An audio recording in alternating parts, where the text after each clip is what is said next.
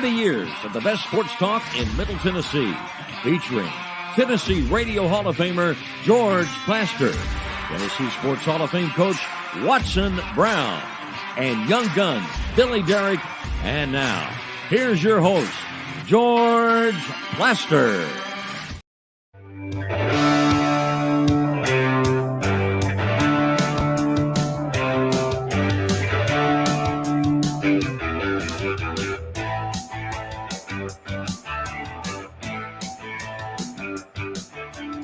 Hello again, everybody. Welcome in.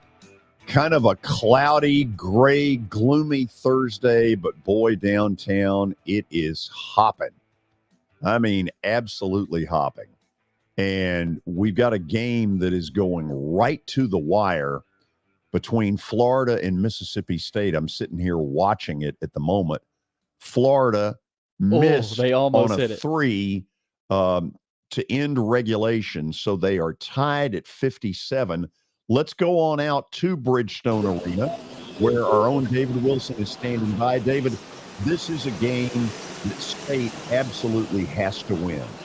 Yeah, from what I've heard, if they win this game, according to Joe Lenardi, they're going to be a lock to make the tournament. So this is a must-have game for them. I mentioned yesterday when we came live from Bridgestone as well that, they were one of the teams to watch in Nashville this week. This was a game that they controlled at the half, leading by 10, but it's something that Florida's crawled back into it in the second half. David, what has the crowd looked like? Obviously, Tennessee's going to play at some point, although it's probably going to be about 20 minutes later than they thought. What's the crowd look like so far? I've seen a lot of orange trickling into the building slowly but surely. I'm by the Nissan entrance, right by the Jack Daniels bar. I've seen a lot of orange so far, but from what I've seen live shots of the crowd inside the arena, it's a pretty packed gym. I know they were touting the attendance last night for a first-round game. There were a ton of fans in there, all schools in SEC, lots of different colors, but I think we'll have another good crowd here for the second round today. Yeah, in fact, the Predators had allowed season ticket holders to have up to 8 complimentary tickets. And I give them a lot of credit for doing that, David, because you're right about last night. I was there, lower deck totally full, second deck probably 90% full, upper deck probably 10% full. Yeah, I was one of those people that took advantage of those 8 complimentary tickets. I just had a general admission seat, and the crowd early on was allowing me able to move down. I moved to section 106. They're half court. Got a great view of the South Carolina Ole Miss game. So, yeah, the Predators did a great job of giving out tickets to their season ticket holders and giving people the opportunity and take advantage of the opportunity to come watch some SEC basketball here in Nashville. Okay, here's what we're going to do. We'll get back with you at some point after the game ends. They're headed to overtime at 57 in a game that Mississippi State absolutely has to win. David Wilson, thank you for the live update. Yes, sir. Talk to you too. Okay. Watson, how about that? A little live update action. Look good to me. Yeah. You think there's a little tension in Mississippi State's huddle? Whew. Oh, that's tough, man. When you get in those half twos this time of year, it's fun to watch because anything can happen. I was watching Marquette and St. John's. Oh, yes. And that one went to the wire about 15 times. And I know Marquette was just taking a sigh of relief when that 3 didn't go in, and it looked like it was right on line. It was just short.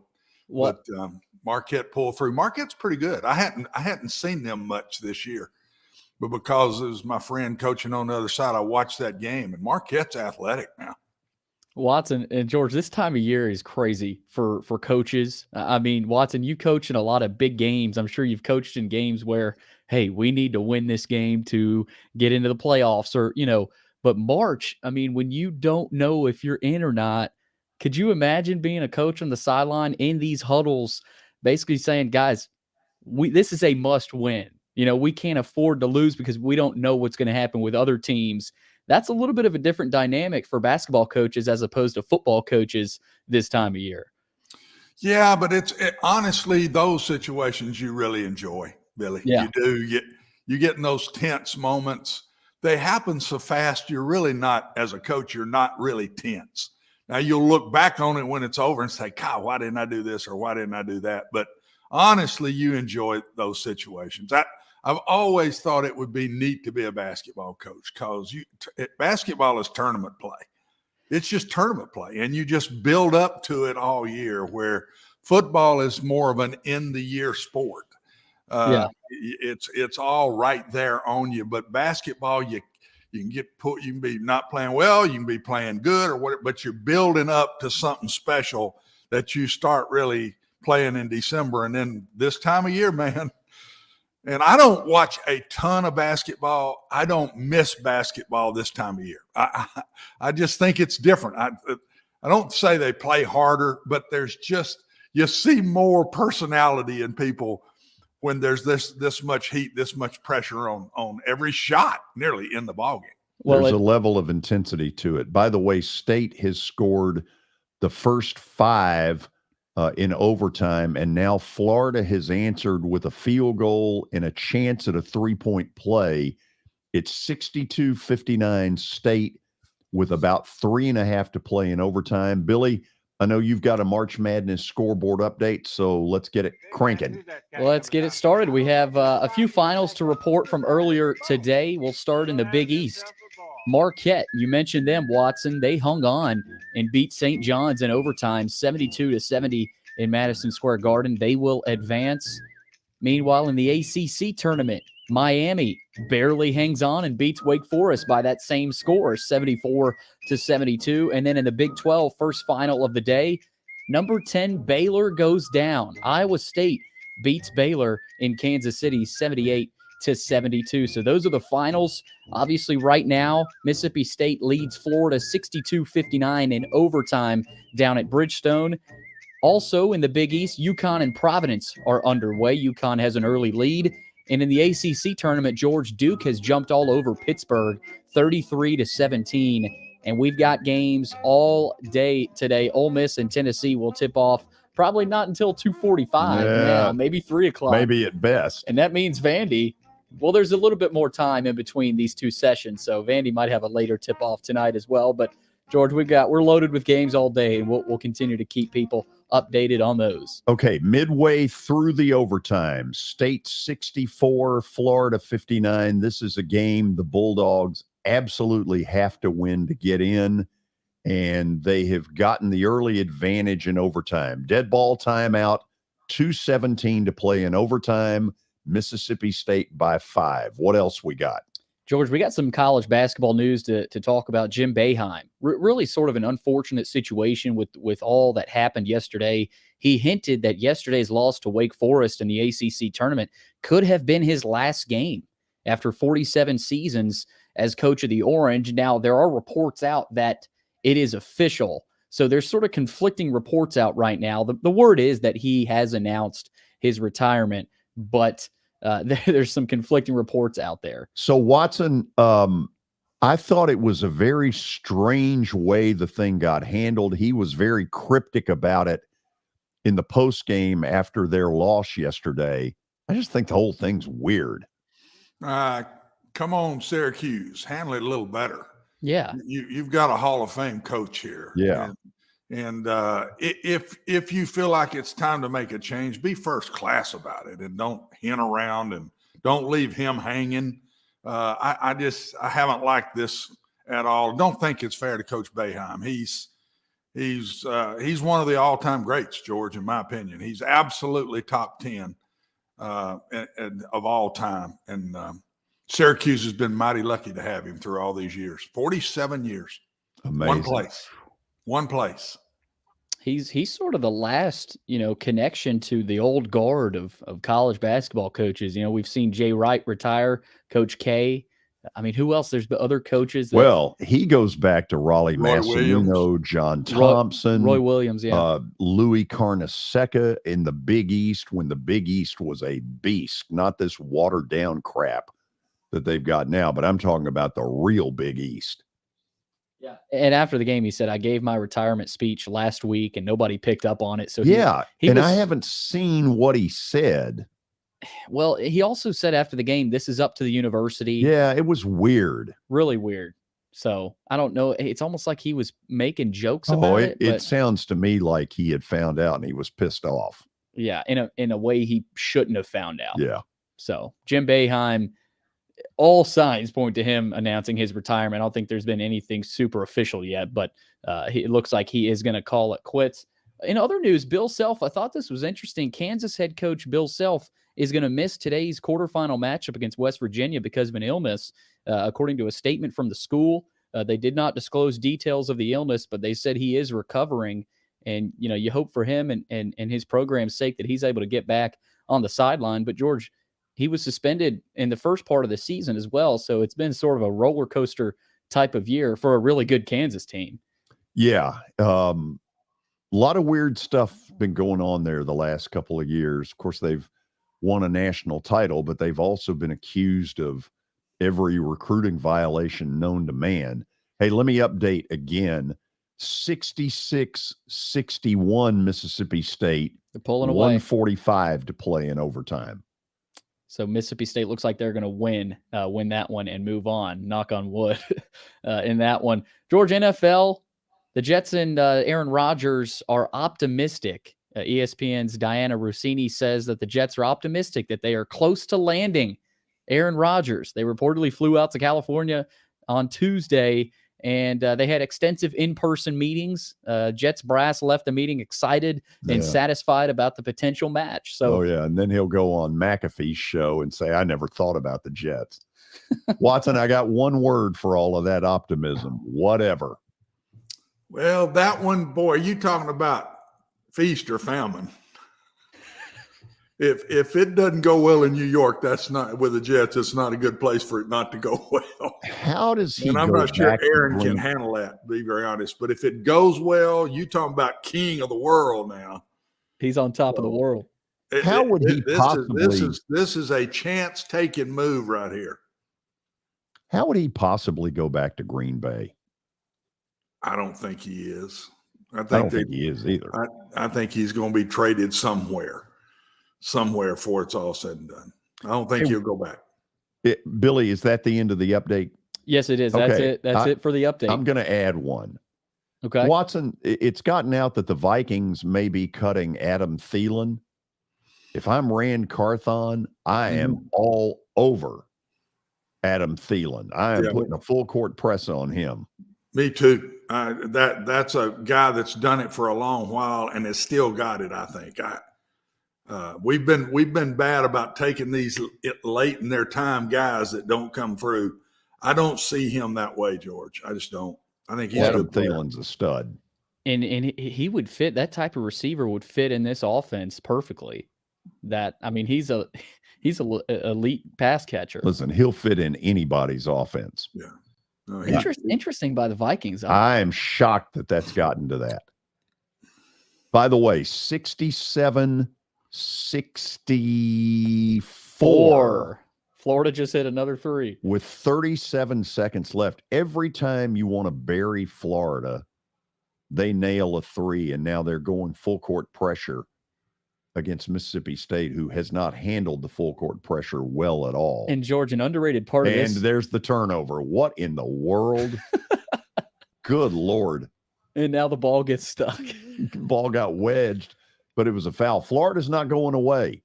This is not over yet. And George Watson, underrated part of this SEC tournament. It's been really good so far. I don't know if you saw any either games last night, Watson, but those were two good games last night. For a Wednesday I saw night. parts of both of them. Yeah, I did. Yeah, crowds were good. I think people are excited to be back in Nashville, and the Vandy game tonight should be good. LSU's a dangerous team, so looking forward to getting into it with the insiders. So after the break, we're going to go back to Bridgestone Arena. Brad Logan, who is Ole Miss reporter extraordinaire, will join us to talk about Chris Beard, who looks like he's headed to Rebel Land. Think about that. Lane Kiffin, Chris Beard in Oxford, Mississippi. Stay tuned. We're coming back.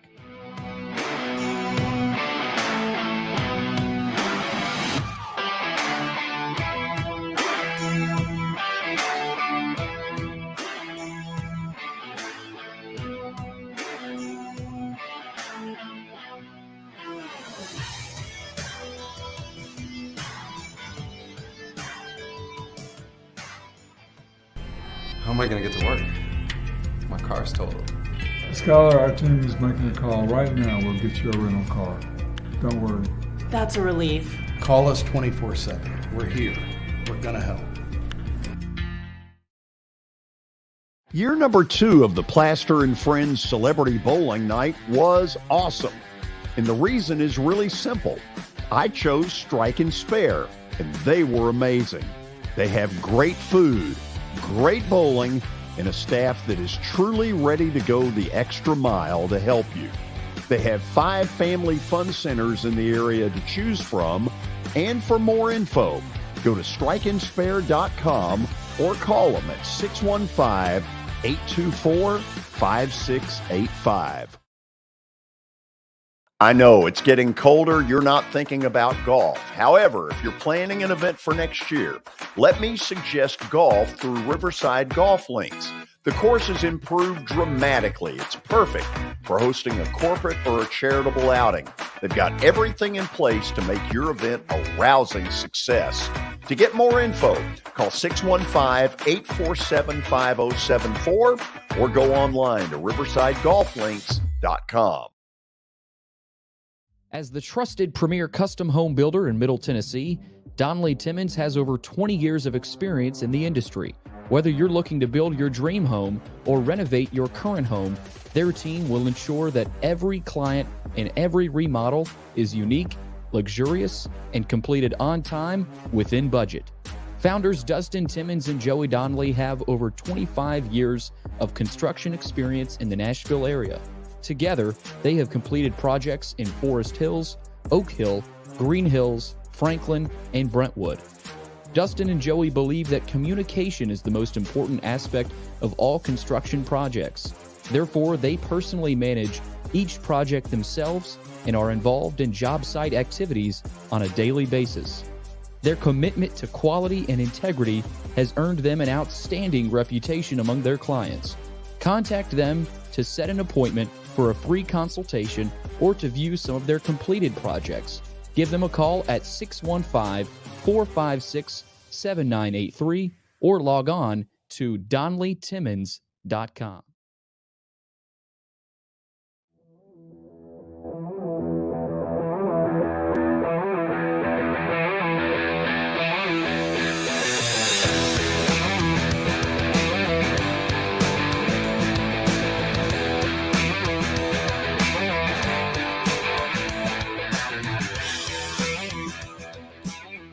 Overtime at Bridgestone Arena has been insane. Mississippi State can't handle full court pressure. Florida takes a 1-point lead with 11 seconds left. Then State gets Tolu Smith to point-blank range. He makes it, and with 4.1 to play, it's Mississippi State 69, Florida 68. As soon as it goes final, we'll let you know it. I'm looking right now. I know I'm stalling around for just a second. That's not fair to Brad Logan. But Florida inbounds. Here they come. Long three at the buzzer is no good. State has held on to win in overtime, 69-68. Now, very quickly, let's say hello to Brad Logan, who joins us. Let's go with Brad Logan. We'll do the other to start the next deal. Brad's outside of Bridgestone Arena. He, of course, is inside the Rebels. He knows what's going on with Ole Miss better than anybody. Brad, how are you? George, I'll have to be honest with you. I kind of channeled my past Vanderbilt life here in the play-by-play from you, so I really enjoyed that little bit of I appreciate it, by the way. I'm outside the arena, and heck of a ball game. I think that, according to Joe Lunardi, that's going to put Mississippi State in the NCAA tournament. Heck of a job by Chris Jans in his first year, but it's been – I think you nailed it. It's been an insane tournament, specifically this game. This one headed to overtime. So SEC football, SEC basketball is fine. For sure. Yeah, we've only just begun. So, Brad, it got out yesterday that Chris Beard and Ole Miss are really seriously talking turkey. How close is this to being a done deal? I think judging by who I've spoken with and how quickly this came about, I think a lot of it has to do with the timetable with Texas Tech moving on from their head coach, an opportunity for Chris Beard to go back. I think Keith Carter, the athletic director, kind of put it in overdrive over the last couple of days. I think this thing is all but done, barring something unforeseen. I think Chris Beard's going to be the next head coach at Ole Miss. He's had a heck of a run as a head coach. You know, you date back to what he did at Texas Tech and really got that program rolling.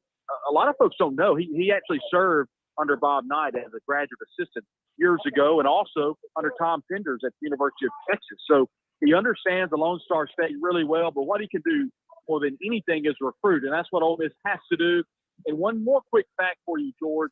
He actually took Little Rock to the NCAA tournament when he had a couple of years stint there in Little Rock. So this is a really good basketball coach. Look, this Ole Miss program and this job is not a desirable one, other than it has a really nice arena, pays well. It's in the Southeastern Conference, but it does not have a historical, value when it comes to getting the NCAA tournament, Final Four, Sweet 16, that sort of thing. So he's got his job cut out for him if he takes the job. But right now, it's really far down the road. The way Beard was fired at Texas, did Keith Carter have to get the president's approval to go this direction? George, I don't think anyone would have to say, without really thinking things through, the Chancellor, Glenn Boyce, along with the commissioner of the Southeastern Conference, who, by the way, I think has full support with Keith Carter in regards to making that decision. Was there a text message? Was there a conversation? That I don't know. But I do know that if you're looking at Greg Sankey, I do know that he has full confidence in Keith Carter, the athletic director, along with Chancellor Glenn Boyce, in whatever decision that they make. I don't think there's any doubt. If you look at this thing from 10,000 feet and you look at what Chris Beard was accused of, what he was dismissed from Texas, and everything that revolves around domestic violence, I know that you cannot sign off on that. So I would think that if Ole Miss moves forward with Chris Beard, it's because they did their due diligence. They understood that the charges that were eventually dropped, we know that, and they would feel comfortable in knowing that that was a false allegation and that Ole Miss can move forward with that. But to answer your question, I don't think there's any doubt that Keith Carter would do the due diligence with his chancellor, with the commissioner of the Southeastern Conference, and making sure this was, quote unquote, signed off on from the people that matter. Brad, I'm going to ask what may be a stupid question, but here goes. Did Ole Miss have to speed up the process once Mark Adams resigned at Texas Tech? Was there any feeling that, hey, if we don't move quick, Texas Tech might want him back? Yeah, I think that definitely played a factor. What I don't think played a factor was the dismissal of Kermit Davis. The whole point of Keith Carter was that he wanted Coach Davis, who has been nothing but a model citizen at Ole Miss, has recruited at a high level, but Georgia just couldn't win. And in the SEC, if you've got a big budget, you've got a big job, and he did well at Middle Tennessee, as you guys know, here in Nashville. He done a lot of great things. He just could not win the big games at Ole Miss. And so I think Keith Carter, the administration, they wanted to get Kermit to finish out the year, retire, resign, what have you, however you want to dress it up. But he wanted to go the whole year. And for whatever reason, after the Auburn game, sources tell me that Kermit Davis went to Keith Carter and said, Coach, or Keith, do you think this thing is over? Do you think, what's some directions you want me to go? And I think there was a conversation piece there that we would like to finish out the year. And I think Coach Davis said, you know what, I think it might be best if I step aside now. In one case, the assistant coach is leading the team. They'll be leading the team against Tennessee here in just a little bit. Has done a really good job keeping this team together. And it's a situation where I do think that it sped up the process when Texas Tech moved. But I think there are other jobs that Chris Beard would fill in nicely at. But Texas Tech obviously is the one that everybody's kind of centered around. And I think that sped up the process without question to get Chris Beard to Ole Miss. Watson, say hello to Brad Logan. Brad, thanks for being on with us. And what do you think that's missing, Brad? Why couldn't Kermit get it done? He was bringing in good players. And what do they got to do for Chris to get him over the hump that they haven't done in the past to get basketball? Because it's not always just the change of coach. You got to look at a lot of different things. What do you think they need to do to help him if he comes in? Well, that's a great question, Coach. And by the way, I have a ton of respect for you, and it's always a privilege to join you on the program. And, to answer your question, I think more than anything, it just didn't work for Kermit by the way that he went towards the portal last year. Davis McInnes, along with a couple other grad transfers that he brought in this year, they're majority defensive players. And that's one thing that Ole Miss had to do this year was really recruit the portal offensively. Unfortunately, they had a couple of players that entered the portal, one by Jarkel Joyner that's led NC State. I think he's averaging over 22 points a game. That's a huge deal, and that's a lot of offense that actually entered the portal and left the program. Unfortunately for Kermit, he didn't get that offensive player to come in this year, and they really struggled offensively. And I think more than anything, Coach, that's the main reason Kermit has not succeeded specifically over the last couple of years is not recruiting that high-level talent on the offensive end. And, if you don't have that offense, Coach, you just can't win the SEC. And Kermit's always been a coach that's always went towards the defensive side of the ball, really focused in on playing that matchup 2-3 zone and forcing teams to shoot the perimeter shot, putting pressure on them. And unfortunately for Ole Miss, they just couldn't do anything on the offensive end this year, and that's one of the reasons they failed. So, Brad, you think facility, assistant salaries, you feel like all of that is in place to where you bring in a guy that just can get it done, Ole Miss can make a quick move? I do. I think it's a position, Coach, that Ole Miss is in a position with the pavilion on campus. It's a beautiful facility. The salary, I think, is in line with other programs at the lower end of the SEC. Look, Ole Miss is not looking to come in to be the top 2 or 3 team in the league.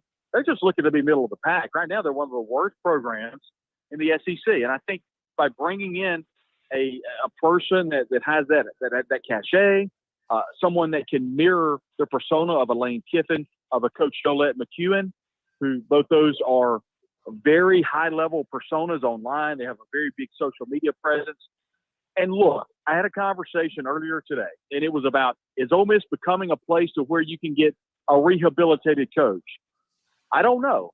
But you look at Lane Kiffin, Coach, and he said earlier this year, he said, I think I needed Ole Miss more than Ole Miss needed me. And we could argue whether that's true or not.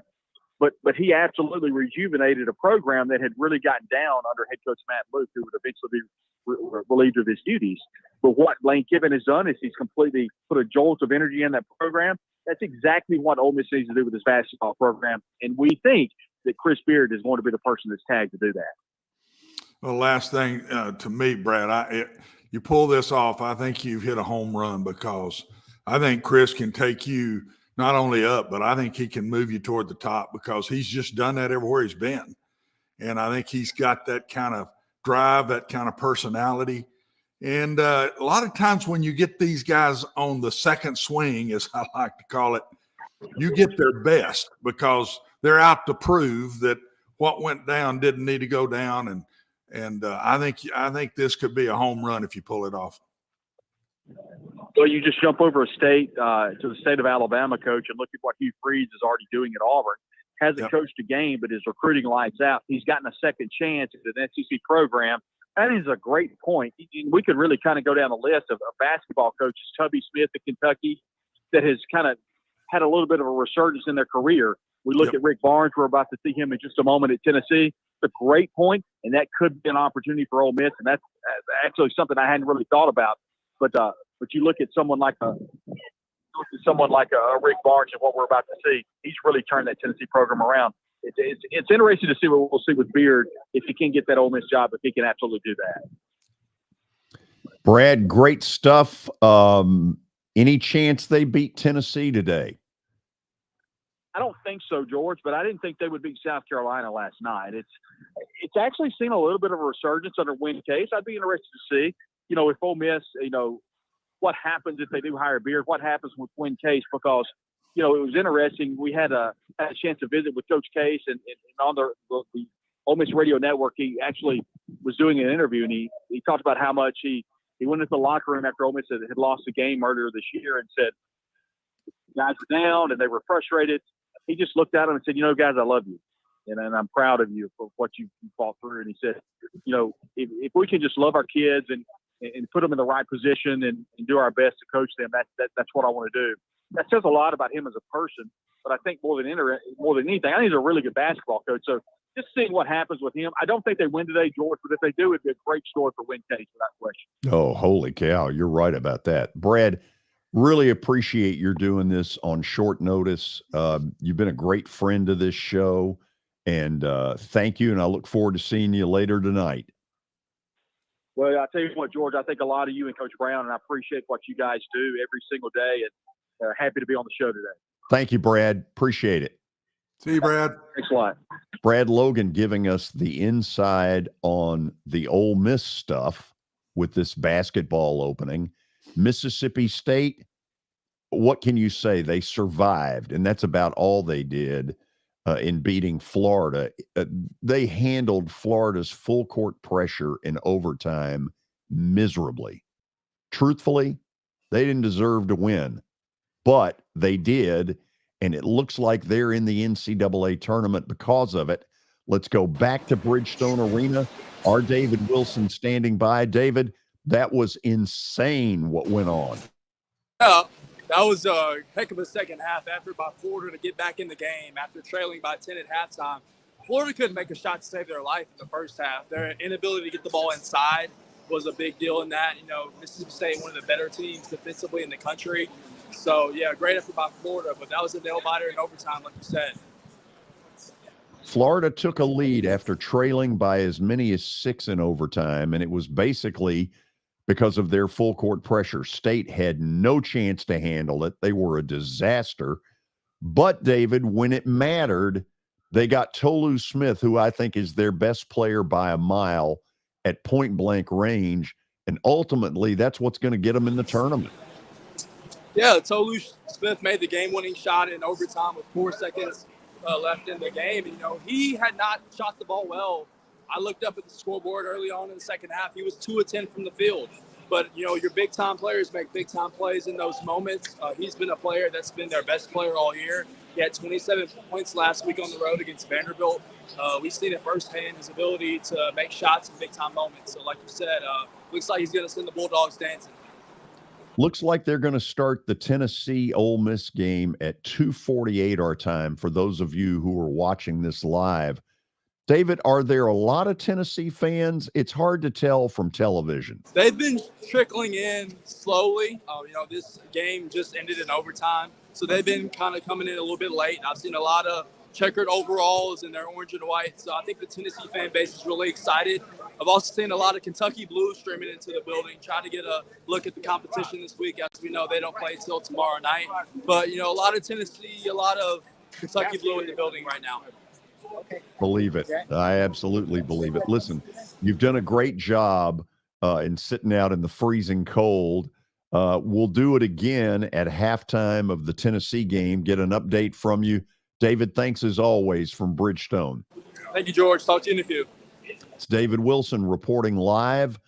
A lot of activity going on all around college basketball. And with that in mind, let's go back to Billy Derrick, and we'll get a March Madness scoreboard update. Yeah, George, let's get to some of the scores. We start in the Big East. I mentioned the UConn-Providence game. UConn leads by 10, 23-13 late in that first half. Duke in Pittsburgh is at the half. Duke puts up 48 points in the first half. They lead Pitt 48-32. Meanwhile, in the Pac-12, UCLA leads Colorado 25-24 midway through the first half. There in the Big 12, mentioned Bill Self is out with Kansas.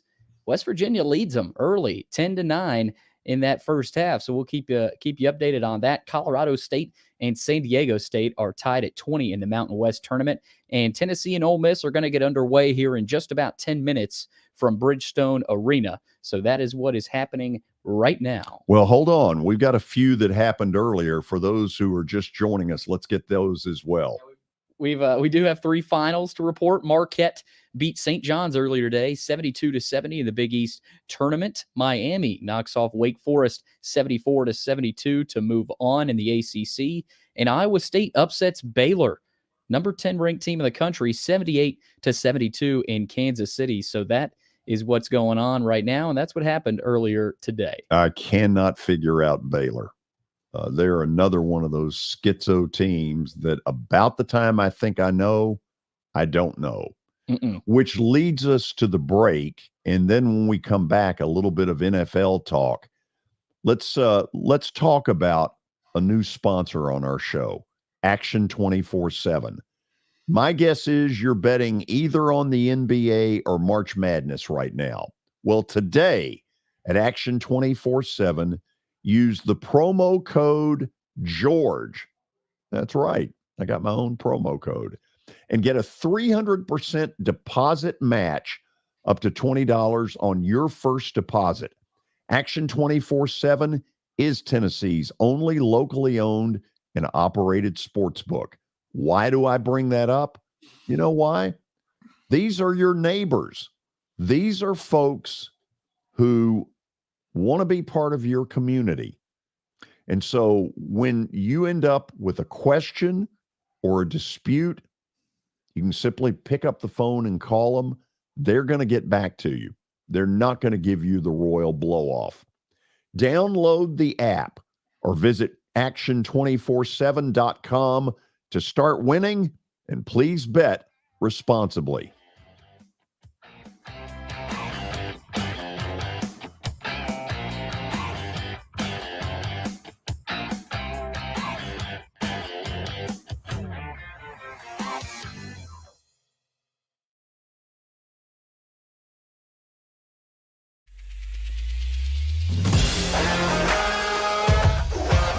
Hockey in Music City just hits different. It's one big honky-tonk party. It's the sea of gold in the crowd. The goals, the saves, the celebrations. It's an experience like no other. Don't miss a minute of the action this season. Visit NashvillePredators.com/tickets to get your seats today. That's NashvillePredators.com/tickets. And we'll see you at Bridgestone Arena. Jody Jones has as nice a dental facility as you'll find anywhere. Let's go in and take a look. Are you in the market for a new dentist? Maybe you're new to Nashville? Well, the place to go is Jody Jones Dentistry at 55 Music Square East. And their new facility is absolutely state-of-the-art. Jody mixes quality with comfort for the perfect dental experience. He's trusted for his creative design and committed to both the function and aesthetics of your smile. Jody is simply the total package. Don't wait. Make an appointment now at 615-259-5100. Family owned and operated for more than 2 decades, Alaco Fine Wood Floors is Nashville and Middle Tennessee's choice for premium quality hardwood floors. Since 1995, Jimmy Alaco and his army of employees have embodied the approach of taking pride in one's craft and providing superior customer service, growing from a one-man shop to a team of 23 professionals who share the founder's passion for quality craftsmanship and customer satisfaction. If you are interested in contacting them, you can find their headquarters at 2505 Winford Avenue in Berry Hill, or give them a call at 615-356-0303. Again, that's 615-356-0303, or log on to alacofinewoodfloors.com. Alaco Fine Wood Floors, serving Middle Tennessee's hardwood flooring needs since 1995.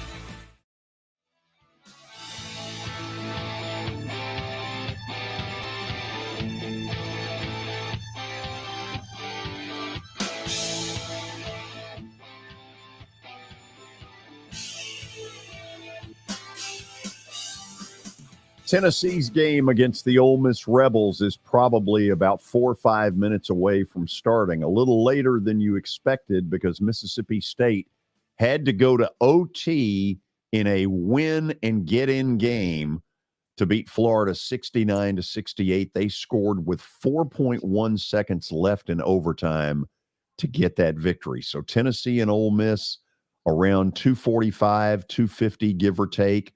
We'll get a report from Bridgestone Arena at halftime from David Wilson about that game. I mentioned earlier today a receiver that looks like he's going to come on the market that the Titans need to jump all over, and that's Minnesota's great wide receiver, Adam Thielen. I'm going to add another one in what I would call a second tier. Young guy, Braxton Berrios. Looks like the Jets are going to release him. Not only a pretty darn good receiver, but a great punt returner. And Watson, those are pieces the Titans really have not had. Well, George, it's going to be interesting to watch them in free agent at where they go. Are they going to try to fix this piece in the draft, this piece in free agency? You start to me with the offensive line. You've got to – I don't think you can fix the offensive line in the draft. You can't put too many young guys up there. And so I think they've got to go free agency and spend some money, because it's obvious to me Mike's going to stick with this run pass style that he does. I put run before pass because that's where it starts. And you can't run the ball the way Mike wants to, George, if you don't have offensive linemen. And this is the worst piece I've seen. I've not seen the offensive line this poor in a while now. So that's where I think they go first in free agency. Maybe you throw a receiver, but I think they need to spend money on this offensive line. Don't just try to cheap your way through it. Spend some money and get some good players in here. You can't be run first if you don't have the guys up front. You can't do that. So let's go. And we still got a great running back. Let's go fix the offensive line first. Okay, we'll go back to the Titans in a minute. But Watson, there is a cynical side of me that says if I'm the New York Jets, I never would have let it get out that they're really optimistic, because I think Aaron Rodgers has become enough of a whack job that that's likely to piss him off. You know, if I'm going to take Aaron Rodgers, I'm going to lay the law down. I'm going to tell him, you come in and be one of our guys. We want you, but you've got to fit in. You don't need distractions in New York City. That's not the way we get it done here. I'd lay the law down to the guy. And then if he's not interested, leave and go. But if you go put your hands out and just cater to him and let him do whatever he wants, it's like Russell Wilson had his own coaches, had his own office in the building. You go do that for Aaron Rodgers, you got a mess. You got a big mess. So if I'm the Jets, I'll lay it down and say, look, we think we've got the team. We need you. But we want you to be part of this team, and we don't need all the distractions. Let's just go win games. If you're willing to do that, then we're willing to come after you. I don't know that they did that, but that's what I would have done. The real question here, though, is do the Jets have a dark room that he can go into? Oh, there's dark rooms everywhere, Billy. That's got to be. You can find a dark room any part of this country you will find it. So the Jets, for those of you who maybe don't know it, they flew everybody out there but Joe Namath. He was busy doing one of those retirement commercials. You need to enroll. But other than Joe Namath, they took everybody out there. Watson, do you think they did lay down the law, or did they kiss his butt? Who knows? I would bet they kissed his fanny. I don't know. But if you open the door with Aaron now, he'll knock it down. I mean, he will. You better lay some guidelines before he gets in the door. And I just think Aaron needs to learn from this, George, because he's walking in now to where everything you do, if he goes to the Jets, he's walking in that everything you do is seen.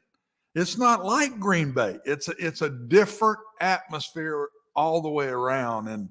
And I don't care where you eat lunch or where you eat breakfast. I mean, they know everything you do, and it's a different way. It's a different way of life.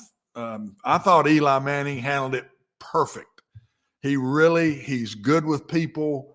He was a calm guy. I just worry about Aaron Rodgers' personality, George. If everything could be going good for a couple of months and then something blows up, and it blows up, because Aaron can take something that's kind of small and make it into something kind of big. And that's the only piece that I'm not sure about. I think Aaron's still got it. But if I'm the Jets, I sit him down and say, look, man, this is what you're walking into. And we need to stay on a low profile here and win a championship and just keep quiet. Don't make great wild statements, and let's just go. Put on the blinders and let's go. I think we got a team that bringing you into can do this. And that's the conversation I would have had with him. Okay. It seems to me, Watson, there are 3 ways this could screw up. Number one, he could retire, and I don't think for a minute that's happening because there's way too much money on the table for him. So mentally, I've eliminated that option. The second thing is the Jets and the Packers have to work out compensation, and I would think that would get a little sticky because the Jets are in desperate need of Aaron Rodgers. Green Bay knows that. They're likely to hold them up for a pretty penny. And the third way is for Aaron Rodgers to get really weird and suddenly say, I love Green Bay. Yeah. So what do you think is going on in his brain right now? In Aaron Rodgers' brain? Yes. Boy, is that the $1 million question. I don't have enough degrees to even comment on that one, George. I have no clue what's in his mind. You would think why wouldn't you want to finish it out in Green Bay? But he may not think they're good enough in Green Bay. And he's desperately wanting to win a championship, another one here. And I don't know. This whole thing is bizarre to me. That's why I wouldn't have gone out to recruit him if I'm the Jets. I would have gone out to feel how he is, what his goals are, and lay everything out to him. And this is what you're going to walk into. This is where we're good. This is where we got to get better. That's the conversations I would have had. And they said they went fantastically well. So maybe they did say these things. That.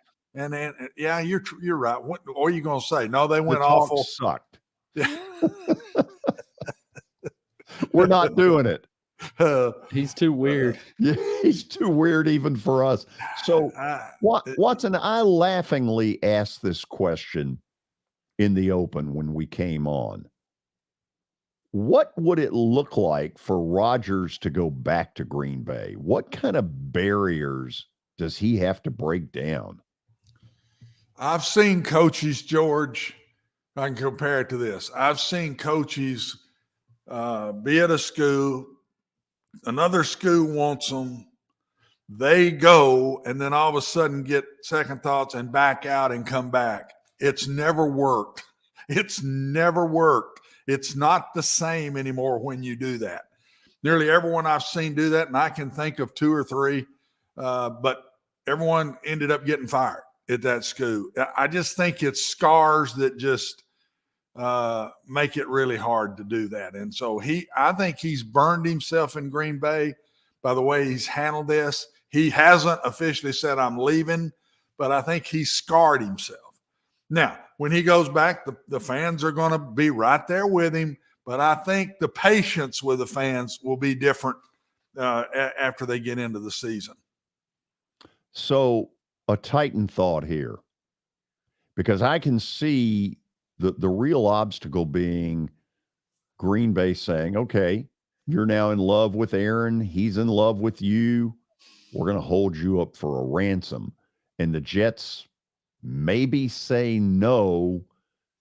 Let's say all that went down that way this weekend. By Monday, have they turned their attention to Ryan Tannehill? Where else can you go? Name me one that they would go after now that they feel like can take them to a Super Bowl. Let me ask you this. Can Ryan Tannehill honestly take that roster today to a Super Bowl? I don't think so. I don't know. I don't know. Ryan is in such a different situation with the Titans and their style of play. They've made him very conservative in his play. They don't hardly mess with anything in 3rd and long. They're very run-oriented. He'll throw a pass here and there. I can't tell you. He's been successful at it other than one game. And that one game was a big game that he threw 3 interceptions in. But where else do you go? I just don't think they think they've got anything there that can get them over the hump. So they're desperate, in my opinion. So maybe Ryan is next. Who else would you think they could go after? I mean, Jimmy Garoppolo. Yeah, I would put Jimmy and Ryan in kind of the same boat myself. I think they're about the same level of player, good players, but are they Super Bowl guys? That may be their only choice. That's why I think they're going to throw a lot of different options at Green Bay. I think they're going to go after this full board and are willing to give up a lot to get him. Let's see what they do, but I bet you they give up a lot to get him. So let me try this one on you. Do you think the Titans are willing to deal Tannehill to the Jets? It'd have to be before the draft. I don't think it'd be after the draft, because if they deal him to the Jets, then they're going to try to move up and take a quarterback. If it's after the draft, I don't think so. Because I don't think they think, I know we're hearing things about Malik Willis is better, but I don't think they're ready to say Malik Willis is going to lead us back to where we want to get to. And the Titans' goals are high too, George. They know that the fans are saying, how do we fall off here? Let's get back to where we were. They're not in a rebuild mode at all, and they're going to have to spend a lot of money on other positions. So I don't think they would deal Ryan Tannehill, because they got too many other places they got to spend money, and they can't just go spend money unless it's in the draft, which isn't that much money. If you get a guy on the 4th pick of the draft, you get a quarterback. Let's say they moved up to 4 or something. That doesn't cost you near the money that it would cost you to bring in some of these free agent quarterbacks. So I don't see them letting him go. I don't see how they can. I don't think they can replace him to do that. And they know they've got to spend a lot of money in other places. Holy cow. What an off-season mess. Oh, it is. And I'll bet you what happens, and let's see if this goes down. I'll bet you they get all the way down through everything. They keep him and restructure his contract to save them some money. That's what I think they're going to do. Okay. After the break, we'll go to Stat of the Day. Then to start the 3 o'clock hour, we'll get you another March Madness scoreboard update. The college basketball insiders will be front and center stage. Lee Fowler, Ron Bargatze, and we're going to get Lee to tell us what the committee is doing when the word Vanderbilt comes up. Lee, as a former chairman, will have some interesting thoughts. Later in the 3 o'clock hour, we'll get a halftime update on the Tennessee Ole Miss game from our own David Wilson, who is at Bridgestone Arena. We got a lot going on. You need to stay with us.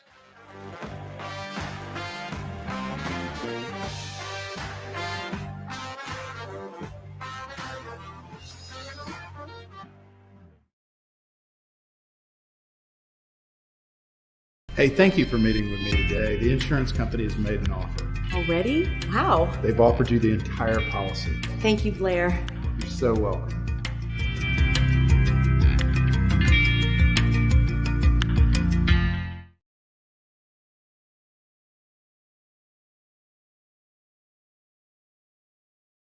As the trusted premier custom home builder in Middle Tennessee, Donnelly Timmons has over 20 years of experience in the industry.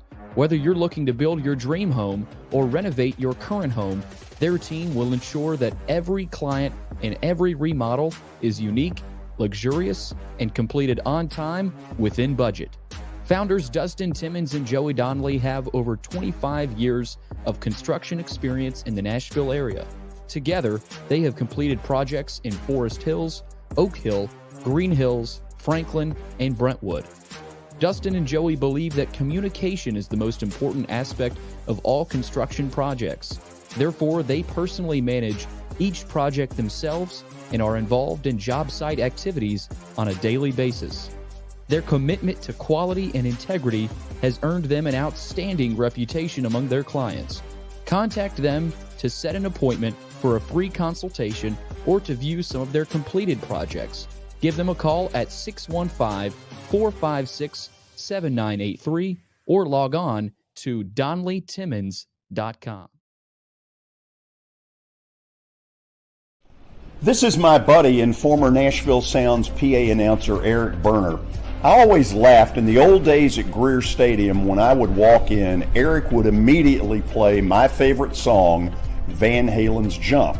But then I learned he actually has a real job with Rockcastle Wealth Advisors.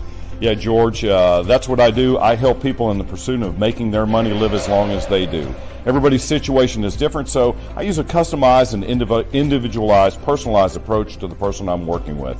Old 401ks, retirement planning, insurance planning, inheritance planning.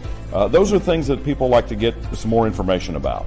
One of the things I find is people don't even know where to start, and that's where you come in. Yeah, so I can usually help people with an initial phone call or meeting that is a no charge and no obligation. And I'll bet you have a phone number and a website. I do, George. They can call me at 615-235-1058 or rockcastlewealth.com or Eric at rockcastlewealth.com.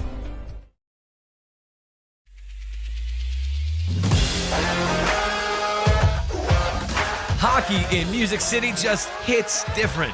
It's one big honky-tonk party. It's the sea of gold in the crowd. The goals, the saves, the celebrations. It's an experience like no other. Don't miss a minute of the action this season. Visit NashvillePredators.com/tickets to get your seats today. That's NashvillePredators.com/tickets. And we'll see you at Bridgestone Arena. Welcome to John English Antique Sports and Cards, located at 204 East Depot Street in beautiful downtown Shelbyville, Tennessee. Their phone number is area code 931-492-4304. John, obviously, I've been blown away by what I've seen at your place. I've now been there 3 times. But for the person who's never been, what should they expect? Well, we have a 3,000 square foot store, George. Half of it is vintage cards in all sports, and then half of the store is, a lot of people call it the museum, where there's a lot of early equipment and just the history of sports in general: baseball, football, basketball, golf, tennis, and other items. When somebody comes in there that you know is a big sports fan, what is their normal reaction? Well, I think that they're pleasantly surprised, and of course, being in Shelbyville, Tennessee, which is a small town that you would never expect a shop like we have to be in. So they're kind of, I don't want to say blown away, but as I said, pleasantly surprised.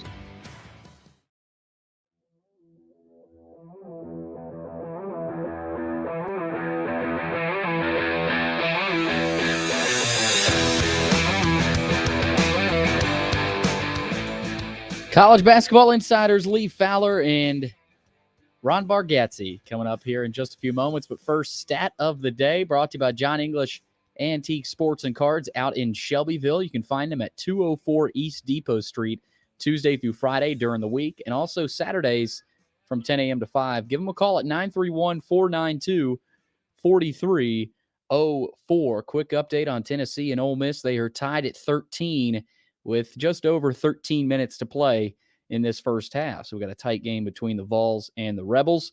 George Watson, let's get to stat of the day, see what David's got cooked up for us. We're going baseball. There has only been one player in MLB history to win a Gold Glove, Rookie of the Year award, MVP, and a World Series within their first 2 seasons of their career. Can you name that player? Watson. Yeah. I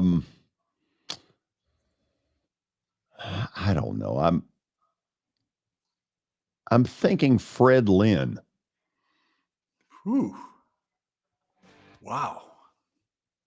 Never In would have Major come up League with that Baseball history to win a Gold Glove. name. Is this an old timer, Billy, or is this New more school. recent?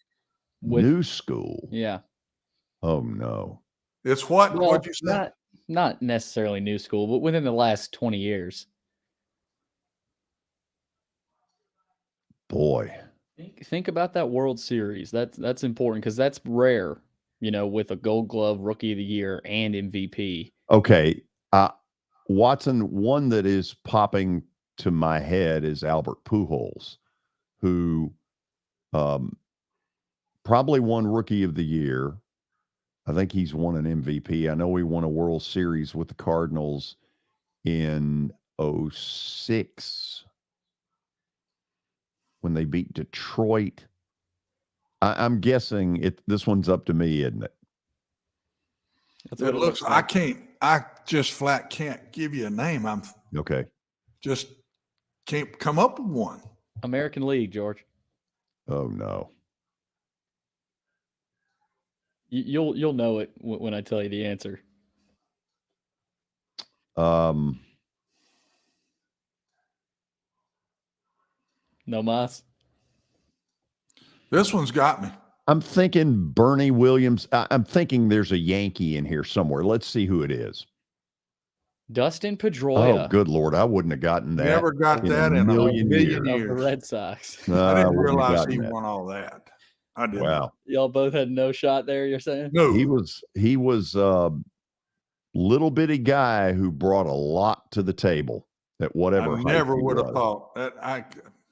Man. Good never question. would have come up with that name. That was a really good question.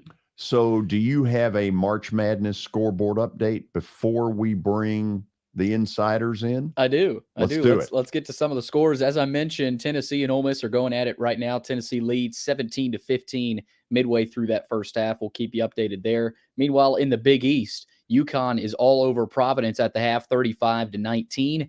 Duke all over Pittsburgh by 30, 74-44. So Pittsburgh's a bubble team right now, George. That could be dangerous for them. UCLA leads Colorado at the half, 37-38, and Kansas has jumped up to a bigger lead on West Virginia late in that first half, 31-23. Got a few finals to report from earlier today. Marquette knocks off St. John's in overtime, 72-70 in the Big East tournament. Meanwhile, in the ACC, Miami beats Wake Forest 74-72 to move on in Greensboro, and Baylor gets upset by Iowa State 78-72. If you could figure out Baylor, got some land in Florida. Baylor needs a psychiatrist. Okay, let's say hello to Coach Ron Bargatze. Let's bring him up there. Coach B, how are you? Hey, good afternoon. Yeah, interesting shot of you. It looks like you're sitting in the upper deck and we're looking straight up at you. That's usually where I'm sitting. Yeah. And let's say hello to former chairman of the NCAA Basketball Selection Committee, Lee Fowler. Lee, how you doing? Everything's great. Good to see you guys. Okay, let's get right to it. Lee, let's start with you. You've sat in that room. You know exactly the kind of things that go on. When the name Vanderbilt comes up, if it came up today, what are they saying? Well, George, I would think that they're still going to watch Vanderbilt to see what they do tonight. And, I don't know if they have to beat Kentucky or not, but I think today's a must win. They have to beat LSU. And a lot of the things that are happening right now, I think are helping Vanderbilt because you've got some teams that are not doing real well that were on the bubble or supposedly in. So it's just really a situation. I told somebody this morning, the one thing I know about the committee, even though ESPN would have you believe that one win will get you in and one win won't get you in, that's all about selling you on ESPN and watching the tournament because they own all these tournament games in the conference. And I don't remember a team getting in because of one win or not. I think it's a couple of all other teams and what the other teams are doing in their conferences. And you're always dealing with 8 to 10 teams at the very end. And I think Vanderbilt will be in that if they beat LSU tonight. Whether they'll get in or not, I don't know. It may have to do with how well they play Kentucky if they win tonight. But tonight's a big thing. I told Jerry that winning's good, losing's bad. All this NCAA noise doesn't help your team. Just go win the basketball game, and that's a good thing. Lee, let me take this a little bit farther. The committee used to chirp a lot of the final 10 games of the regular season are of more importance. Has that gone away, or what am I missing there? Well, they kind of removed that as one of the parameters, but I can't imagine that they're not looking at teams and seeing how they're finishing the season, especially, I think Watson mentioned it. I mean, early in the year, there's these teams that are put together over the summer. Early, the first third of the season, seems to me everybody's trying to find themselves, and Vanderbilt was one of those teams trying to find a combination and find who was going to play well in certain situations. So I think, to me, it means more now than it used to, but I'm not sure how much the committee is discussing that, since it's not one of the parameters.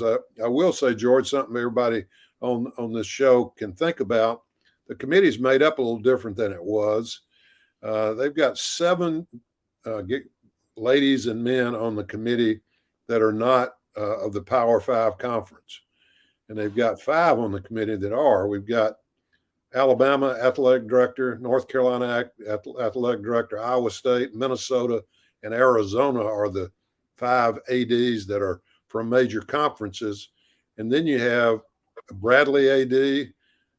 You've got the A10 commissioner, the SWAC commissioner, the Big Sky commissioner. You've got Sanford's AD, Martin Newton, who you know well, and he went on the committee this year. You've got Butler AD and the Sun Belt Belt commissioner. So to me, those 7 guys, and Watson's been in the big and the second 5, I would think that they will be looking at teams that have had great years in their conferences, and some of these 7th and 8th teams out of these major conferences that don't do well this week, I think they could have a chance to not get in, and a lot because of where the perception is of the people that are making the decisions. Not that they're all pulling for those teams, but they know how good those teams are, and sometimes you wonder how good these teams are that are 8 and 12 in their own conference and a shoe in to get in the tournament. So I just throw that out there to let people watch in the end to see what happens. So, Coach B, let me bring you into this discussion, because I guess one of the things that mystifies me is this is a committee made up of a bunch of athletic directors. Now, I know that Martin Newton knows basketball, the son of the late, great C.M. Newton. But I've often found athletic directors who are bean counters, who don't know if a ball's pumped or stuffed. Why do we not have some coaches on that, former coaches on that committee? Well, I think former coaches would be great. Obviously, you never know about the relationship of current coaches with the current players. I mean, current teams. Coaches, have a way of being attracted to other coaches that have got their buddies out there. But I absolutely think that former coaches who really keep up with the game probably are about as good a measure as you could have. Lee, why don't we have that mix in there? Well, I'm not sure that overall in the country now that you have as many coaches as athletic directors or commissioners. I think there are a lot of other ways they're coming up through the process, and you have a lot of people that are come up through compliance, through sports information, through business office. And so a lot of the commissioners are not coaches, and believe it or not, a lot of the athletic directors are not coaches. Tom Jernstedt, as you him, Georgia, knew of him, he always wanted to have some coaches on there that, and CM and Terry Holland that I was working with, Rudy Davalos, all coached. And those guys knew what a road win counted, and what I think the net has kind of gotten them to think, well, we don't need that on there because the net takes care of all that. It tells you about that. But I still think that the eye test and knowing where the games were and who you played in the conference makes a huge difference to somebody that's been in the fire before. So not to be negative towards the committee, but there are just not that many people that are athletic directors anymore that came up through that background of coaching. Lee, let me get both of you guys to talk about this. I'll start with you. I think at times the general public believes that what the committee does is they put their pairings together, and it's not easy. I think we all know that it's a tricky, moving piece, but it almost feels at times that they put it together and then they decide, okay, here's the criteria we're going to tell CBS that mattered, and they just make up whatever fits how the pairings came out that year. Do you ever feel that way? Well, I didn't when I was on the committee. We always talked about it, and through the discussions, there was always a theme that may come out over what went on in the committee room during the process, and that's what you usually talked about afterwards. And I was unfortunate enough to be the guy that talked about that one time, but we were adding pods and adding different things the year I was chair. But I really think that that's not so much looking back. It's looking through the process as it went about, what seemed to be important to this committee and didn't seem to be important. So and definitely that would fit the end result. So I don't think they're making it up from the end results. I just think that's how it worked out. And most of the committees, there's a lot of discussions. As you know, George, the first day you get there, everybody votes on teams they think don't need to be discussed. And anywhere of the 37 that they have to pick, there may be 22 picked without any discussions about them. And those are the teams like Alabama and Arizona and Kansas. And if you get 9 out of 12, then you're in without any discussion. So then the process really begins where you're working on the next, say, 17 or so. Those are the ones that are tough to get in the tournament and voted in by a majority of the committee. Cal and Oregon State got voted out about 2 weeks ago. Coach B, there's a narrative that's going on in this city right now amongst Vanderbilt people that says if they beat LSU and they beat Kentucky, they're in. I don't think it's that simple, because I think there are too many other teams that are first 4 out, second 4 out. They got to weave their way through some stuff. I'm not sure that those 2 wins guarantee it. What do you say? Well, a lot depends on the other teams. Which of the favorites win, how many upsets there are. Lee can speak to that probably better than I can. So, but I think that some people eliminate themselves along the way and others go right down to the wire. Yeah. Okay, Lee, let's try you on that. Well, I think he said a mouthful there, because I really feel like the longer you're in your tournament, other teams are losing. And so I think it's very important to win each game and play well in each game. And other things are happening to other people, and you don't know what's going on in the committee and who likes this or who likes that. So as we used to say, George, winning's good and losing's bad. So if they can win games, a couple, they're not a shoe-in to be in, but it sure helps their odds, because a lot of other people that were on the bubble are gone and would have already lost in their conference play. Okay, I want to get both of you guys, before I turn it over to Watson here in a few minutes, to give me some thoughts on what went on yesterday with the Syracuse news involving Jim Boeheim. And I'll swear, I don't know whether to blame Boeheim. Did he perhaps jump out earlier this year and say, it's my call, and the university said, no, it's not? I thought it was a weird ending, and I hated to see it be that weird. Coach B, I'm going to start with you. It bothered me. Well, obviously, you had 2 Big East stories with Syracuse and with Georgetown. Most of us would be really shocked if Patrick Ewing is back, unless something's happened today that I haven't heard about. But, for 47 years, you probably feel like you're pretty well seated. You got a lot of reputation to work on, but there's been a lot of whispers about the Boeheim situation for the last several months. So who knows, George? I don't think we'll ever find out exactly what happened there, but it sounded to me like Boeheim thought he was in charge and he wasn't. That's what it feels like to me. Lee, what about you? Well, I'd be guessing. I know Jim well, but no one really knows him well. But it seemed like to me what he was saying yesterday is it wasn't his decision. He probably had a meeting with the athletic director who hadn't been there very long and said, for me to compete, I got to at least people have to think I'm going to be here a couple of 3 or 4 more years. I need an extension. I won't stay that long, but this is all speculation. And they said, nope, you got 1 year at the most, and you're retiring.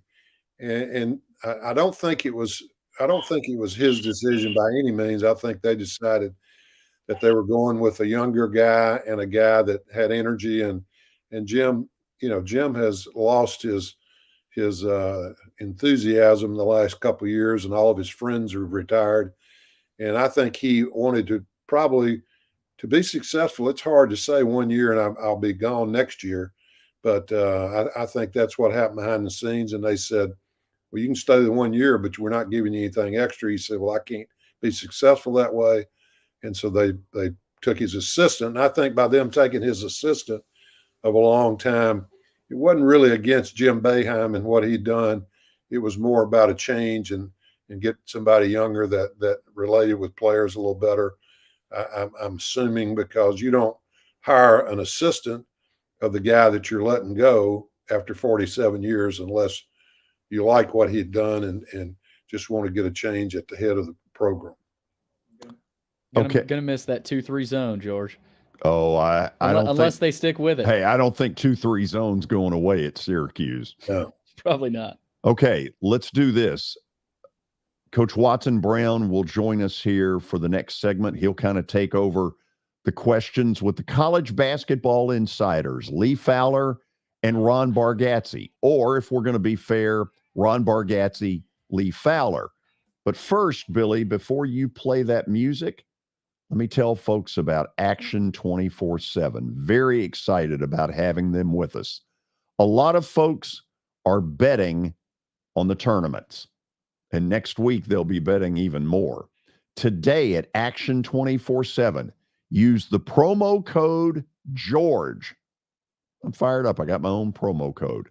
And get a 300% deposit match up to $20 on your first deposit. Action 24/7 is Tennessee's only locally owned and operated sports book. I bring that up for a reason. These are your neighbors. When something happens and you need an answer, they're going to call you back. They're going to give you the answer you're looking for. So download the app or visit action247.com to start winning. And please bet responsibly.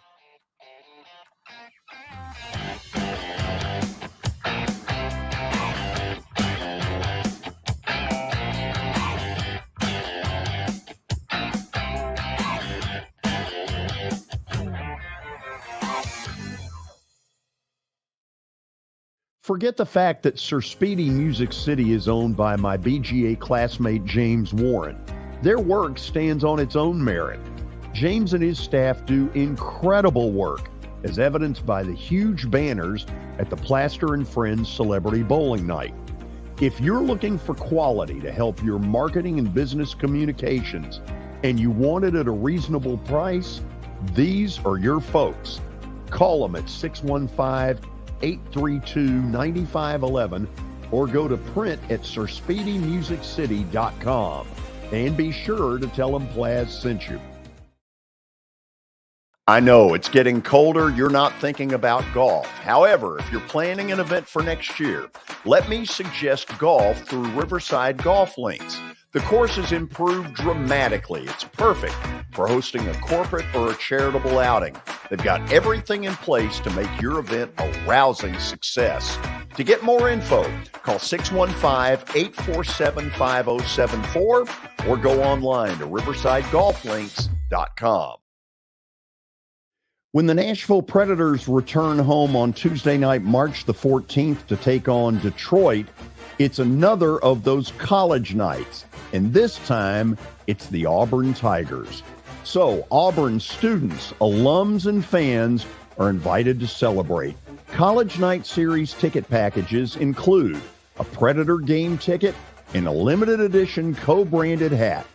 Tickets can be purchased at NashvillePredators.com/College Nights. War Eagle. In honor of the NCAA men's basketball tournament, the George Plaster Show will hit the road Thursday, March the 16th and Friday, March the 17th at the beautiful Ford Ice Center in Bellevue. If you've never been out there, you're in for a treat.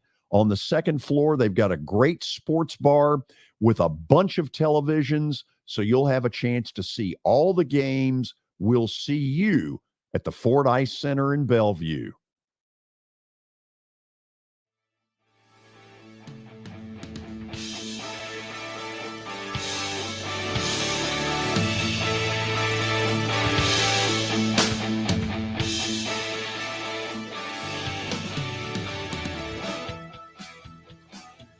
Okay, we've got plenty more coming on the show. One more segment with the college basketball insiders, then a live update from Bridgestone Arena where Ole Miss is giving Tennessee all they can handle and more. One final March Madness scoreboard update. Watson, the floor is yours. Take it away. Guys, first question, start with you on this, Lee. Before we get into picking the numbers here coming up Sunday, do you feel that we're at the right place? Do we need to add 4, 10? Would it be better that a Vanderbilt doesn't get left out if they beat LSU, don't beat Kentucky? Is the tournament better to get them in? And just talk to me about that. Where are you with that? Are we at the right number? Well, I've always felt like we could go to 96. But it takes a little effort, but I think that's where the majority of the people, coaches and athletic directors, and their livelihoods depend on this, especially with the salaries they're making now. You need to be in the tournament. If you're making $2.5 million a year, you need to get to the tournament and try to win a couple games. I'm under the impression, Watson, that it's a great tournament now. Don't mess with it.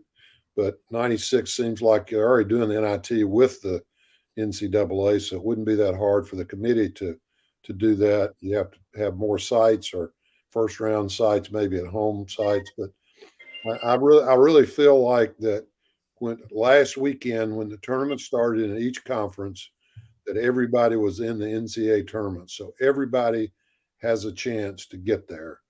And if you win your league, you go. So I think the opportunity to get in the tournament is as good as anybody in any sport in the country because of the conference tournaments. And some people just don't want to accept that, but I think everybody has a chance. So I'm okay with where it is, but I'd be okay if it went up to 96 too, because you're still dealing with the same number of teams in NCAA as with NIT and NCAA. Yeah. Ronnie, where are you with it? I don't know. I can remember not too many years ago, there was a lot less numbers of players, and I don't know. I kind of like the exclusivity part of it because you really got to earn a spot now. Without all those, I just like it. I kind of like the 64 teams, but now we got, I guess, 68, and I don't know. It's such a popular and well received event. I'd rather not mess with it. One more thing about the tournament. I'll start with you, Lee. How do these? Is it not good? I wonder if the committee isn't watching these teams a lot closer right now than they do during the year. I know. I promise you as the chair said, now, well, you need to watch these games and you need to watch these games, but we all get busy and I wonder just how much is done. I think it's done. I'm not saying that. But to me, it seems like when they're seeing you right now and you're hot and you're playing and you're winning, that could just help you down the stretch here. And the second piece to add to that, Lee, how much do you put into a big injury happening late in the year? Just like Vanderbilt right now. Does that really hurt them, or are they just sitting here saying, well, we just act like that didn't happen?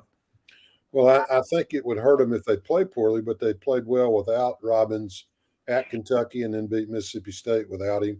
So they've been able to show that they are a good basketball team without him. Are they as good? No, they're not as good. But I think they're able to win without him at a high level. So that's important. When I was the chair, we had Kenyon Martin got hurt the last game in the conference championship. They were number 2 in the country, and they hadn't played any games since. So it was tough for us to seed them. They ended up just dropping them a line to second seed. They didn't do real well in the tournament. But so, yes, it definitely hurts. And your first question, I think, is a good one. I think that later in the season in these tournaments, Ole Miss and Tennessee right now, I think Ole Miss playing with them and competing with them at their 11-20 record or whatever their record was doesn't help the league. So I can see 6 getting in instead of 7 or 8 if what we thought might get in. So all these games matter, and they probably matter a little bit more because they're all together talking about it, where they aren't during the year when they see certain teams one game or another. So I think it's very important to play well this time of year. And like I said, beating LSU would be great, and then play really well against Kentucky, hopefully win. But if you don't, be on the floor with them, go down the wire with them. I think that helps you as far as having a chance. Anything to that, Ronnie? I got one for you if you don't. Anything to add to that? No, give me a new one. What you're a coach and you're getting ready for your 2-game weekend. Tell me how you prepare for that. As coaches, I'm sure you watch. Do you watch all 3 teams? Do you study? I know you study the one you're going to play, but do you study both of the other 2 teams? Do you do any preparation on that second game at all during the week before you go to the site? I've always wondered about that. Well, I think you sneak a few things in that might help you in the second game, but I don't think you get into anything or any preparation with the players unless you are a really dominant team and have a team that is, you can't take anyone lightly anymore with the 3-point basket and the shot clock. But you prepare for each game at a time, maybe sneak in a few things, certainly for the staff, doing some preparation for in case you win. And with the size of the staffs now, there are people on there who can do some leg work on either or, whom they might play in the second round. So not really on the floor with players as much. You don't want to send the message we're counting anyone out before you play them. Well, and that because I watch football now, and these big guys have got an analyst that takes one team during the year and studies him all year before they get to that game. Can you believe that? So it is easier to me back than when both of you 2 guys were coaching. You didn't have these staffs. I had 9 guys that coached, recruited, and everything. I mean, we did everything. And today's world, you've got all these recruiters sitting over here in a room that all they're doing is recruiting.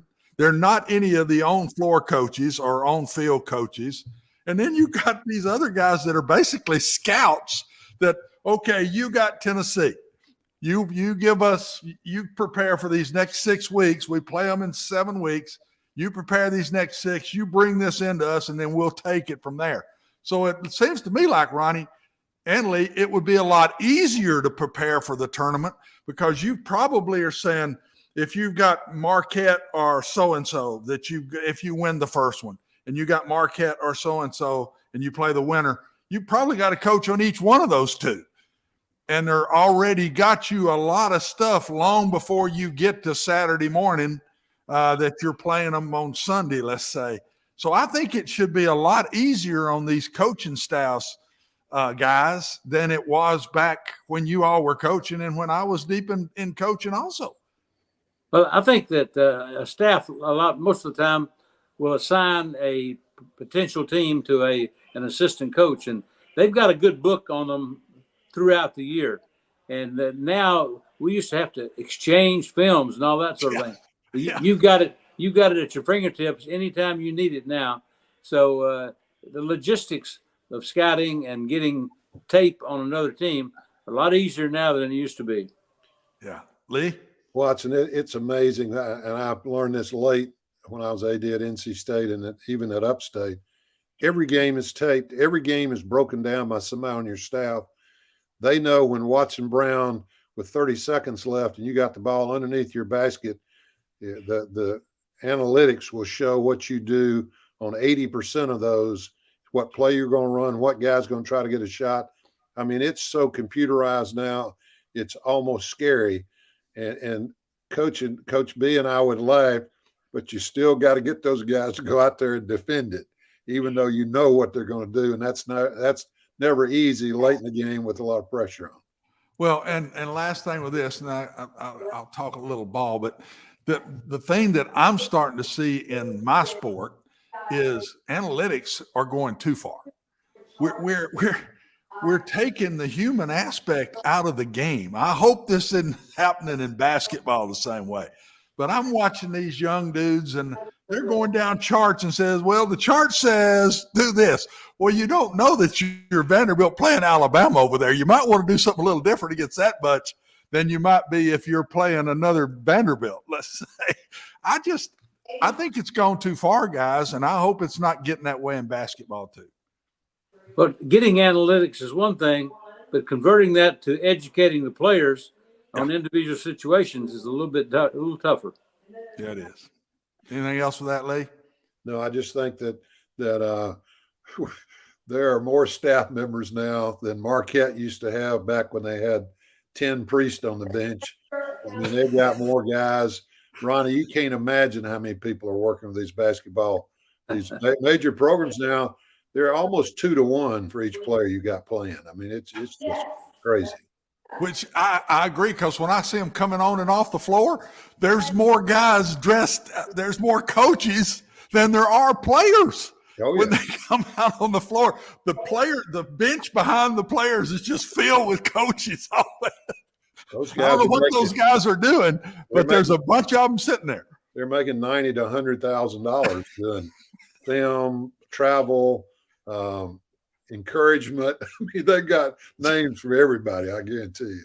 Roddy B, I'd like to be one of those guys. Pay me good. I got no pressure on me. I just sit back there and be a cheerleader, for God's sake. Cheer for them hard. That's it. Unbelievable. Around the early 80s, we started seeing coaches' salaries skyrocket. I mean, go from double and triple what they were prior to that. And then that's only gotten ask an athletic director on what it's like to have to pay that many people and justify their salary. It's a different world. Yeah. Lee, it'd be hard for me to do. I'm just too old time. It would be hard for me to write those checks as an AD, man. I'm just telling you. You know, Watson, it's in football, it'd be Alabama has this, Alabama has that.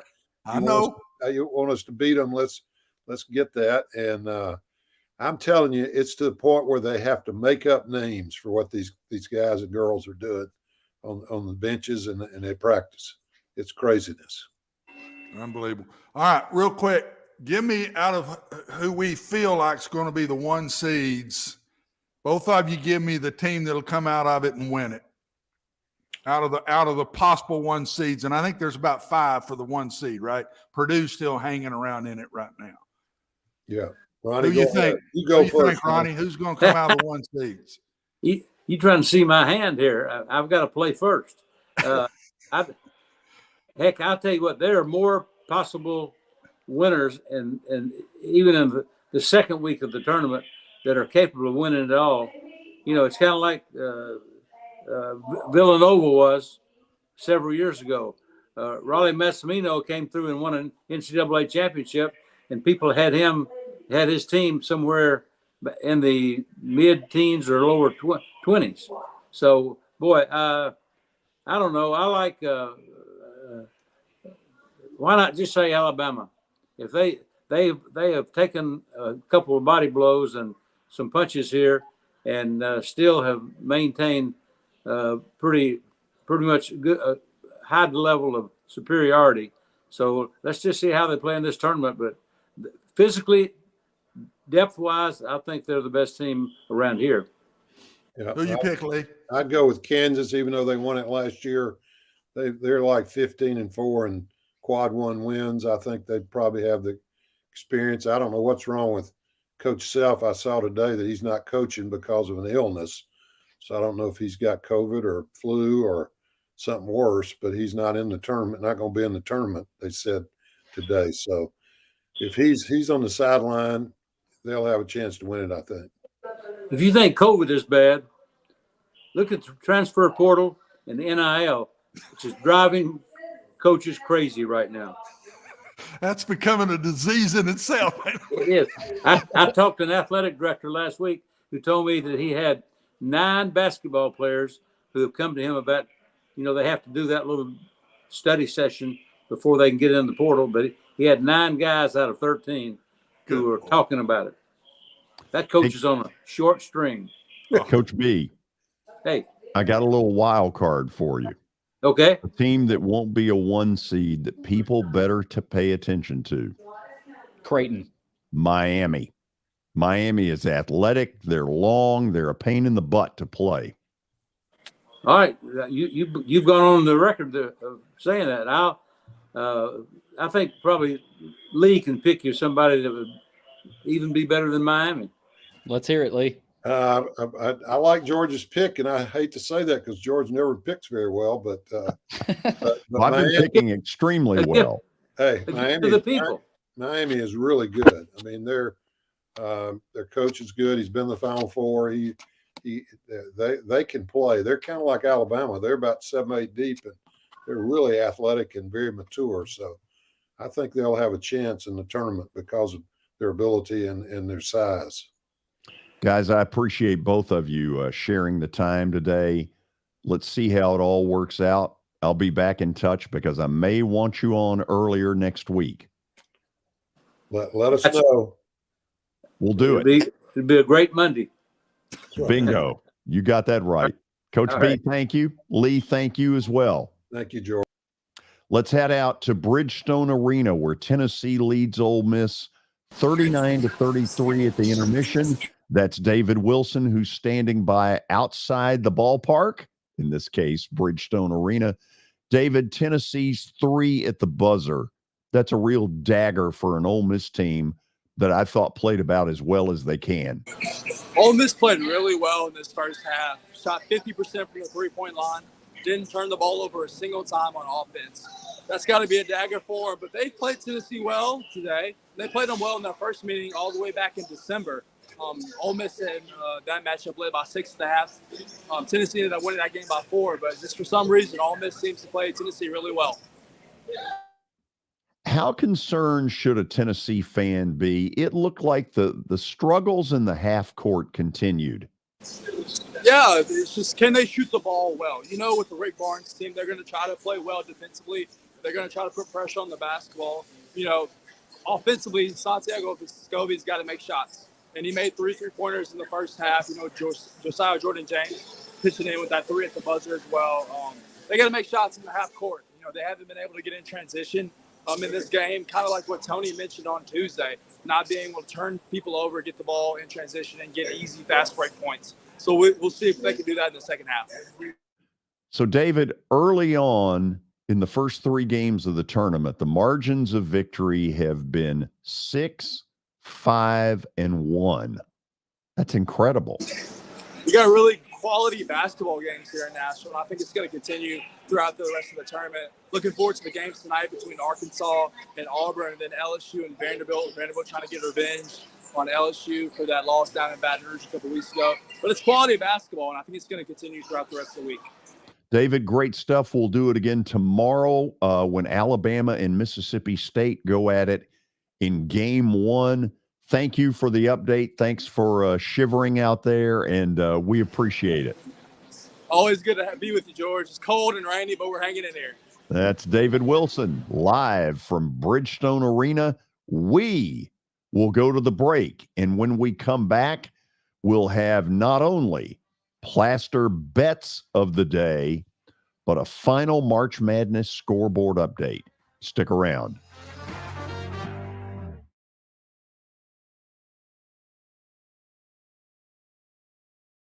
Hey, thank you for meeting with me today. The insurance company has made an offer. Already? Wow. They've offered you the entire policy. Thank you, Blair.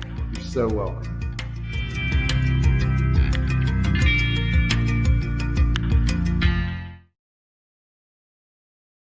As the trusted premier custom home builder in Middle Tennessee, Donnelly Timmons has over 20 years of experience in the industry. Whether you're looking to build your dream home or renovate your current home, their team will ensure that every client and every remodel is unique, luxurious, and completed on time within budget. Founders Dustin Timmons and Joey Donnelly have over 25 years of construction experience in the Nashville area. Together, they have completed projects in Forest Hills, Oak Hill, Green Hills, Franklin, and Brentwood.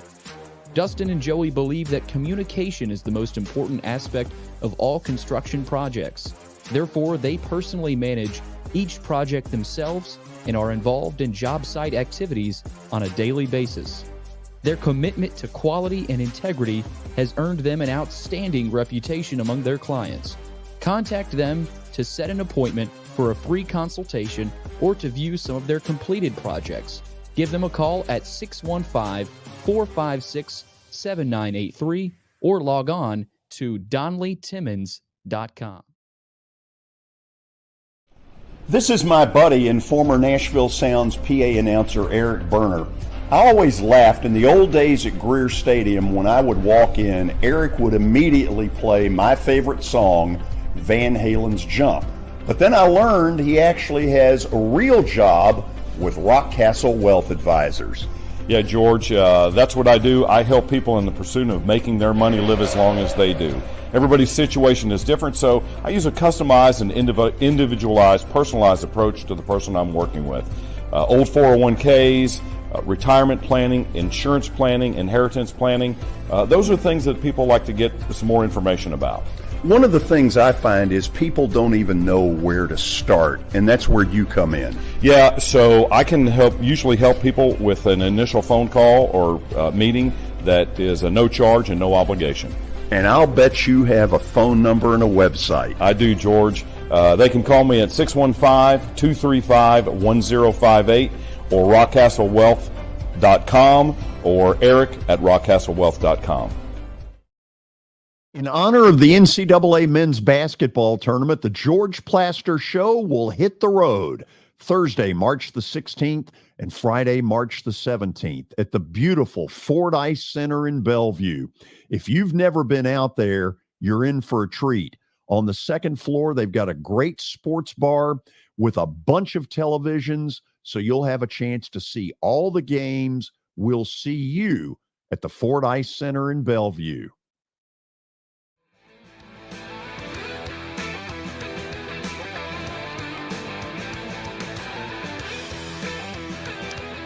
Final segment here on a Thursday. SEC tournament well underway. Tennessee leads Ole Miss at the half.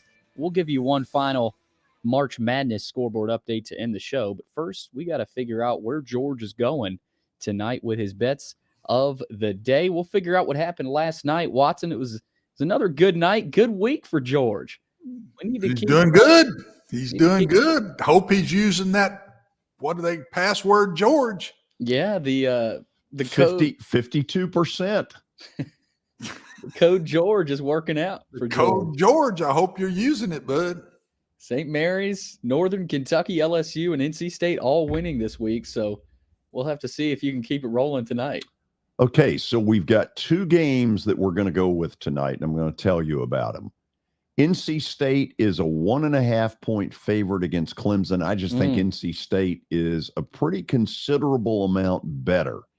The disadvantage is Clemson has already played a game in the tournament, so they may be more ready and raring to go. Who knows? I'm going with NC State. I don't care. And then I'm taking Vandy in game 2 of tonight's deal at Bridgestone. What LSU did to them a couple of weeks ago, that has got to have gotten their attention. The fact that LSU just beat the snot out of them. I think Vandy's going to come out big. I think they're going to win the game, and I think they're going to cover the 3.5. Watson, what say you? I say that. I think Vanderbilt will win pretty good tonight. Just playing them recently, losing to them at LSU, I think that's advantage Vanderbilt. And I think they'll come out and play well tonight, and they'll win 7-8, something like that. The key tonight is stopping KJ Williams. I mean, that's the key, because he had 34 against them last time, and he's a guy that can take over a game. So if they're able to stop KJ Williams, they can win the game tonight. They got to shoot the ball well too. I mean, their guards have been playing really well, so they need to keep shooting well, but they cannot let KJ Williams loose again, because God, he dominated them last game. Yeah. If they don't figure out a way to rebound, I mean, they win a game in the last game and got rebounded by 30? Yeah, I've never 40, heard of that before. And they better figure that 40. one out, or they're not going very far. No, you're right about that. That's a stat neither one of us have ever heard. I've never heard of it. Never. Well, it's because they shot the lights out. You know, they're going to have to keep that shooting. Well, up. there were some shots that had to have been rebounded because the other team had a bunch of them. There were some missed shots in the game. If a team's got 50-something rebounds, I'd say there's some missed shots somewhere. They'll need some luck on their side also. Okay. First of all, Watson, I know you're not going to be with us tomorrow, so enjoy your weekend. And how we're going to go out today is Billy Derrick is going to give us one more March Madness scoreboard update. Tomorrow, Mark Griffin during the 2:00 hour. Herm Edwards will join us at 3, and we'll get those live updates again from David Wilson down at Bridgestone. Billy, take it away. On final scoreboard update, we got more finals rolling in here. Earlier today, Marquette over St. John's 72-70 in the Big East. Miami knocks off Wake Forest 74-72 in the ACC. Iowa State upsets Baylor in the Big 12 78-72. Duke all over Pittsburgh, almost dropped 100 points, 96-69 in the ACC. Earlier today in the SEC, Mississippi State beats Florida in overtime to keep their tournament hopes alive, 69-68. And right now, Tennessee and Ole Miss are back underway in the second half. Tennessee already out to a 44-33 lead. Yeah, they've gone on a 5-0 spurt to start the half after getting a 3-pointer at the buzzer of the first half. So you got to think when they went in at halftime, they had momentum. Yes, the middle 8. We talk about that in football all the time. Watson, they've dominated in the middle of this game. So it looks like Tennessee might start running away with this one. Kansas all over West Virginia right now. Well, I say that. They're only up by 12, but without Bill Self, the Jayhawks are hoping to advance there late in the second half. UCLA leads Colorado late 65-61 in the Pac-12, just under 5 minutes to play there. And UConn leads Providence 63-52 with 5 minutes to play in the Big East. So, man, I forgot how fun this time of year is, George. Wait a minute. Did you not miss out on some finals? No, I reported the finals. You got the earlier. Finals. Yeah, Marquette over St. John's. Okay, just wanted to make sure. We don't leave anybody guessing. What was Colorado State, San Diego State? That one was surprisingly close. San Diego earlier. State leads Colorado State by 54-53 with 3.5 to play. That would be a huge upset in the Mountain West. Watson, have a good weekend. I'm going to watch some basketball, babe. So have fun. I'm going to do the same. The difference is I'll be doing it live. Go for it. Headed down there. You can find another hotel room, by the way. Excuse me? See if you can find another hotel room as you do that. So nice. Yeah. Okay. We're done. We're finished. Go away. See you tomorrow.